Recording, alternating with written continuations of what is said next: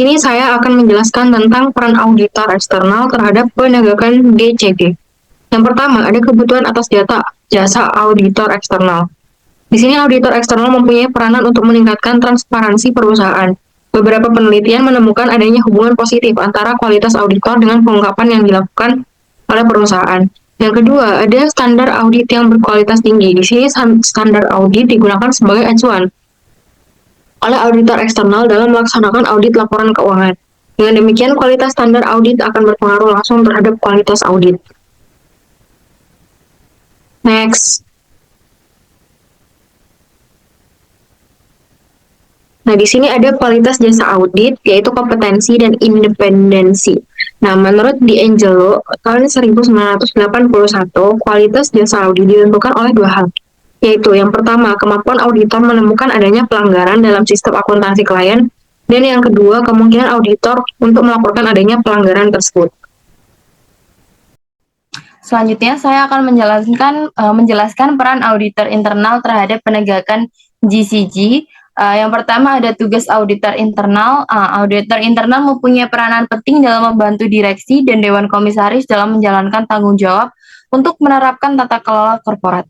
Fungsi internal audit menyediakan assurance dan jasa konsultasi yang objektif dan independen untuk semua aktivitas perusahaan, termasuk manajemen risiko, pengendalian internal, pelaporan keuangan, dan fungsi tata kelola lainnya.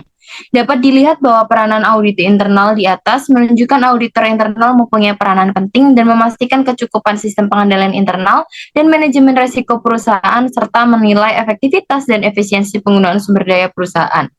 Auditor internal juga berfungsi untuk menilai efektivitas dari struktur dan juga fungsi untuk menilai auditor internal juga berfungsi untuk menilai efektivitas dari struktur dan juga praktik tata kelola di perusahaan dan memberikan rekomendasi untuk meningkatkan proses dan aktivitas tata kelola di perusahaan.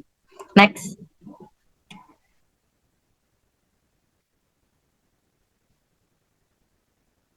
Kemudian ada independensi dan kompetensi audit internal. Untuk menjalankan tugasnya, auditor internal perlu menjaga independensi dari unit yang diauditnya serta mempunyai kompetensi yang memadai.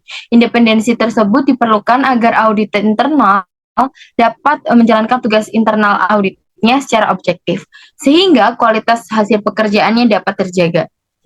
Agar dapat menjalankan tugas dan fungsinya secara memadai, auditor internal harus memiliki kompetensi yang memadai pula, yang meliputi keahlian teknis dan keahlian personal. Nah, keahlian personal ini adalah cara bagaimana mereka berkomunikasi dengan unit yang diauditnya.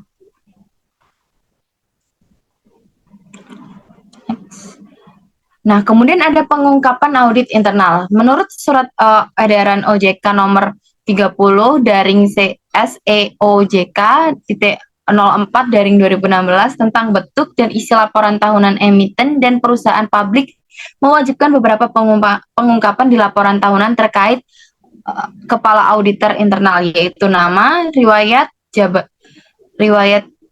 jabatan, pengalaman kerja yang dimiliki, dasar hukum penunjukan, kualifikasi, dan sertifikasi sebagai profesi audit internal jika ada. Kemudian ada struktur dan kedudukan audit internal, kemudian tugas dan tanggung jawab audit internal sesuai dengan yang dicantumkan pada dalam piagam atau charter unit audit internal. Nah, kemudian ada uraian singkat pelaksanaan tugas audit internal pada tahun buku. Nah, piagam audit internal ini juga harus dapat diakses dalam website perusahaan. Yang selanjutnya akan dijelaskan oleh teman saya. Nah, best practice yang ada menghasilkan auditor eksternal menghadiri RUPS. Dalam RUPS, pemegang saham dapat mengajukan pertanyaan ke auditor eksternal. Nah, selanjutnya itu auditor eksternal ditunjuk oleh pemegang saham melalui RUPS, sehingga auditor mempunyai tanggung jawab kepada pemegang saham, sehingga pemegang saham berhak menanyakan mengenai proses audit yang dilakukan auditor eksternal maupun isi dari laporan auditor. Selanjutnya akan dijelaskan oleh rekan saya. Baik, selanjutnya di sini saya akan menjelaskan tentang peran auditor eksternal dan internal menurut IICD atau Indonesian Institute for Corporate Directorship, ASEAN Corporate Governance Scorecard. Yang pertama mengenai peran auditor eksternal. Berdasarkan ASEAN Corporate Governance Scorecard, Pertanyaan terkait auditor eksternal tentang pengungkapan biaya audit dan non-audit oleh KAP terletak di bagian D, yang fokus pada transparansi. Data menunjukkan hanya 46,5% dari 200 emiten terbesar pada tahun 2019 mengungkapkan biaya tersebut sesuai dengan aturan OJK. Bahkan 46% dari mereka tidak mencantumkan biaya jasa non-audit atau mencatat biaya tersebut lebih tinggi dari biaya audit. Hal ini menyoroti rendahnya tingkat pengungkapan biaya audit dan non-audit dalam laporan tahunan. Selanjutnya mengenai peran auditor internal. Pertanyaan-pertanyaan terkait audit internal terdapat di bagian E yang berkaitan dengan tanggung jawab Dewan.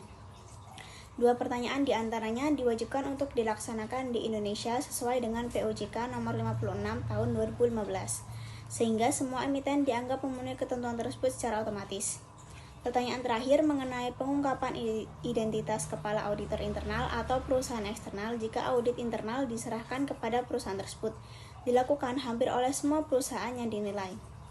Lalu pada bagian penalti, perusahaan akan dikenai penalti jika mendapat opini audit selain WTP atau wajar tanpa pengecualian atau merevisi laporan keuangan tanpa alasan perubahan kebijakan akuntansi. Penalti juga berlaku jika anggota direksi atau manajemen senior sebelumnya bekerja di KAP yang mengaudit perusahaan dalam 2 tahun terakhir. Namun hasil studi IICD menunjukkan hampir semua perusahaan memperoleh opini WTP dan tidak ada anggota direksi atau manajemen senior yang bekerja di KAP yang mengaudit perusahaan. Untuk materi selanjutnya akan dijelaskan oleh rekan saya.